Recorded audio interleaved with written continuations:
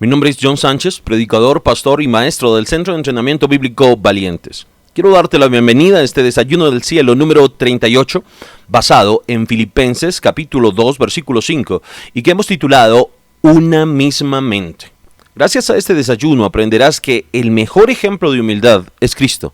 Si buscas un ejemplo de humildad, tienes que mirar a la cruz. Bienvenido. Cada reunión del Centro de Entrenamiento Bíblico Valientes es un momento especial en el que Dios, por su Espíritu y por su palabra, imparte la vida del cielo en tu vida para que impartas también a los tuyos en tu rutina diaria de esa vida. Este domingo trataremos el tema Tomando posesión de la bendición, basado en Éxodo capítulo 23, 20 al 33. Te esperamos con toda tu familia. Encuentra la información en la descripción del video. Comencemos. Observemos en primer lugar nuestro texto de hoy. El texto de hoy es Filipenses capítulo 2 versículo 5, que dice lo siguiente: tengan la misma actitud, mentalidad, que tuvo Cristo Jesús. Filipenses capítulo 2 versículo 5. ¿De qué nos habla? ¿Qué significa el texto de hoy? Pablo dice a los filipenses que deben tener la misma mentalidad, el mismo sentir, la misma actitud de Cristo Jesús. Déjame hablarte de qué se trata esta mentalidad, este sentir, esta actitud. Entendamos en primer lugar que esta iglesia estaba en conflicto. Evodia y Síntique tenían un conflicto. Las dos mujeres pertenecían a la iglesia, cada uno era un miembro valioso de esa iglesia, pero no podían llegar a un acuerdo en cuanto a cierto punto. Eso lo menciona Filipenses capítulo 4 versículos 2 y 3. El hecho es que no sabemos de qué se trataba, pero sí sabemos que era algo polémico que de alguna manera rompió la unidad de ese cuerpo de creyentes, los afectó a todos. Veamos en segundo lugar cuál fue el sabio remedio de Pablo. Y lo primero que tenemos que decir del remedio que les dio Pablo para esta situación es que no aludió a su autoridad. Pablo pudo haber intervenido y arreglado el desacuerdo. Él afirmó en otra ocasión tener autoridad apostólica. Pudo haber actuado como juez también en esta ocasión. Sin embargo, si lo hubiera hecho, una parte podría haber resentido la decisión y la otra podría haberse enorgullecido. Y ninguna de las dos habría aprendido lección alguna, más que el hecho de que Pablo tenía autoridad, de que Pablo estaba a cargo. Así que no hizo esto porque descubrió que había una forma mejor.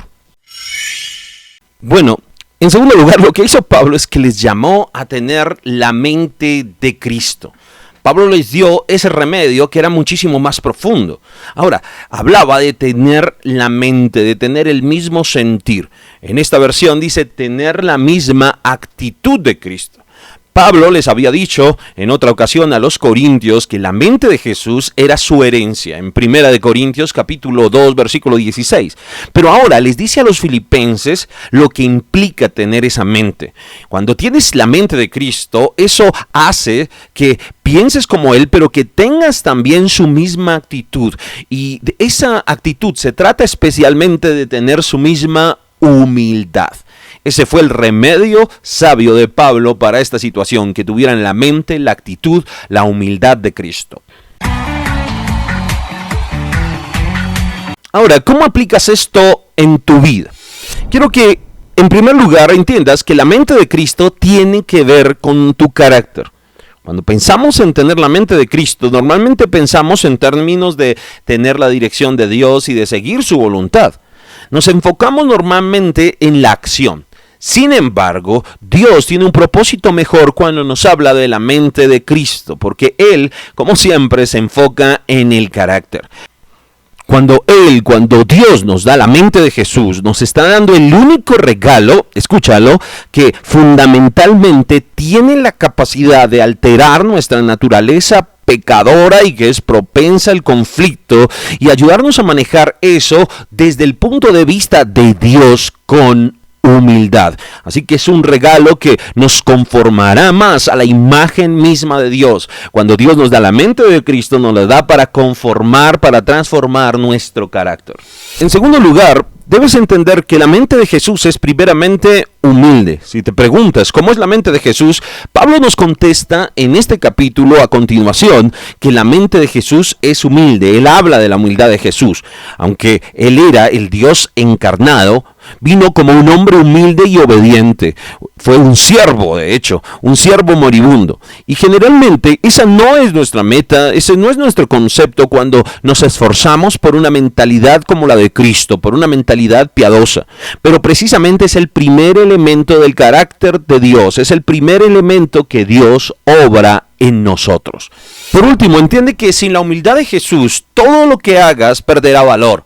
Si no aprendemos la humildad de Jesús, en realidad nunca entenderemos el poder de la resurrección, nunca disfrutaremos de ese poder de la resurrección. Nuestras oraciones carecerán de fortaleza porque carecen de la naturaleza del siervo. Nuestro trabajo carecerá de poder porque no se conforma al carácter de Cristo, y nuestra comunión carecerá de unidad porque, a diferencia de Jesús, no estamos pendientes de los intereses de los demás.